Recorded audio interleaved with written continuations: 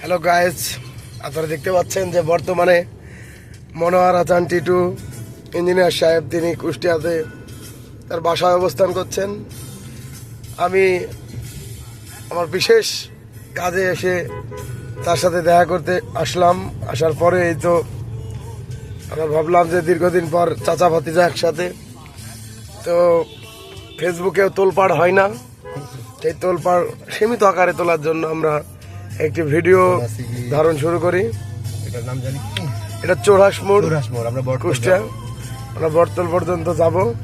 এই দেখতে পাচ্ছেন যে ইঞ্জিনিয়ার সাহেব ক্লান্ত। এই ক্লান্তটা কিসের একমাত্র আমি ছাড়া আর কেউ বোঝেন না। তো এই যে আপনারা দেখতে পাচ্ছেন যে এশিয়ার মধ্যে সবাই বলে সবচেয়ে বড় বিল্ডিং বিআরবি কেবলের, সেটা 42 তলা বিল্ডিং দেখা যাচ্ছে। তো আমরা আমাদের কুষ্টিয়া আমরা ঘুরে দেখছি। তো যারা কুষ্টিয়া জেলার না তারা আসবেন, কুষ্টিয়ার সৌন্দর্য উপভোগ করবেন। কুষ্টিয়া একটা শান্ত জেলা এবং সাংস্কৃতিক শহর বলা হয় কুষ্টিয়াকে। তো আমরা কুষ্টিয়াতে একটু ঘোরাঘুরি করছি। সব ব্যস্ত মানুষ। আপনারা দেখছেন যে দিন শেষে সন্ধে নামার আগ মুহূর্তে ওই ঘর ছাড়া মানুষের ঘরে ফেরার যেই ছুটন্ত অবস্থায় প্রত্যেকটা মানুষ তার কর্মস্থল ত্যাগ করে বাড়ির দিকে যাচ্ছে, আর আমরা সেই মুহূর্তে এই সুন্দর একটি যদিও বৈরী আবহাওয়া, তারপরেও আমরা আবহাওয়াটাতে একটু ঘোরাফেরা করতেছি। বাবা এটা বলে দাও যে এটা কুষ্টিয়া থেকে যশোর হাইওয়ে। এটা যে রাস্তায় আমরা বর্তমানে অবস্থান করছি, এই রাস্তা দিয়ে যশোর 200 কিলোমিটার, 199 কিলোমিটার রাস্তা পাড়ি দেওয়ার পরেই আপনারা যশোরে যেতে পারবেন। কেউ যদি যশোরে যেতে চান এদিক দিয়ে যেতে পারবেন, চৌরাস দিয়ে সোজা। তো আমরা একটু ঘুরে দেখব। এই যে বিআরবি কেবল যে ফ্যাক্টরি, এই যে আপনারা দেখতে পাচ্ছেন যে বিআরবি কেবলের যেই তার বর্তমানে বাংলাদেশের 1 নাম্বার অবশ্যই, এবং সেই বিআরবি কেবলের এই যে এখানে তৈরি হয় সেই তারগুলো সুন্দর। এখানে একটা সুন্দর ফিলিং স্টেশন রয়েছে, একটা সুন্দর মসজিদ আছে।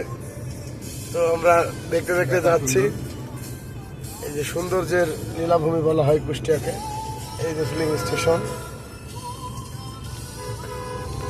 তো আমাদের প্রাণের জেলা কুষ্টিয়া, আমরা একটু সাপড়ি রাইডারের মতো ঘোরাফেরা।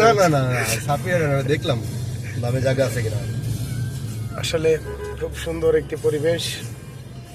প্রত্যেকটা মানুষ কর্মব্যস্ততার মধ্যে নিজের ভালো থাকার যে সময়টুকু এবং অতীতকে স্মরণ করিয়ে দেবে সেই সময়, যখন আপনি সুন্দর মুহূর্তটাকে ভীষণভাবে মিস করবেন। আজকে দীর্ঘ 3-4 মাস পর আমরা এই ঘুরতে বেরোইছি সীমিত আকারে, যেহেতু আমাদের ঘোরাঘুরির আনলিমিটেড রাস্তা থাকে এবং আমার প্ল্যান মোতাবেক আমরা ঘোরাফেরা করি। তো আজকে এটা বটতল আমরা চলে এসেছি।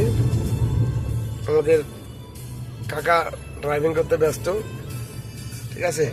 তবে আমার যেহেতু এর আগে আমরা যখন সিঙ্গেল ছিলাম তখন একটা কথা বলতাম যে আমাদের আমরা সিঙ্গেল নাই, তবে জীবনের সবচাইতে সুন্দর দিনগুলো হারিয়ে ফেলেছি। তুমি কথা বলো, আমরা শত চেষ্টা করলেও এই সুন্দর মুহূর্তগুলো আর ফিরে পাবো না। তার কারণে সম্ভব না যে ভালোবাসার মানুষ, ভালো থাকার মানুষ এবং আপনার জীবনের শ্রেষ্ঠ সুন্দর সময়গুলো আপনি যার সাথে পার করবেন, ঠিক সেই মানুষটা থেকে যখন দূরে থাকবেন তার শূন্যতা আপনাকে বারবার স্মরণ করিয়ে দেবে যে বর্তমানের চাইতে অতীত আপনার বেশি স্মৃতিময় এবং ভালোবাসার ছিল। অবশ্যই। তো আমরা সেই স্মৃতিময় অতীতকে খুঁজতে বারবার ব্যর্থ হচ্ছি। তো আসলে মানুষই ব্যস্ত, তারপরেও বাস্তবতার শিকার একটা কথা রয়েছে। আমরা সেই বাস্তবের সম্মুখীন হয়ে বাস্তবমুখী যোদ্ধা হয়ে আজকে শেষ প্রান্তে দাঁড়িয়ে আমরা আবারও সীমিত সময়, যদিও কাজের মাধ্যমে আমরা আজকেও এই দেখা কাকতালীয় দেখা আমাদের কোনো প্ল্যান ছাড়া। আমিও গতকাল আসছি। আপনাদের সাথে আরো অনেক ভিডিওতে অনেক কথা শেয়ার হবে। আসলে একটা ভিডিওতে সব আবেগ প্রকাশ করে আপনাদের বোঝাতে পারবো না।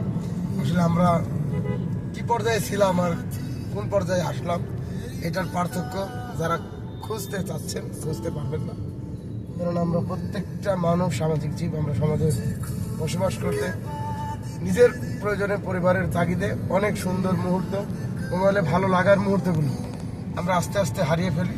এটা বয়স বাড়ার সাথে সাথে, প্রত্যেকটা মানুষের দায়িত্ব বাড়ার সাথে সাথে আমরা আমাদের সেরা স্মৃতিটুকুকে হারিয়ে ফেলি।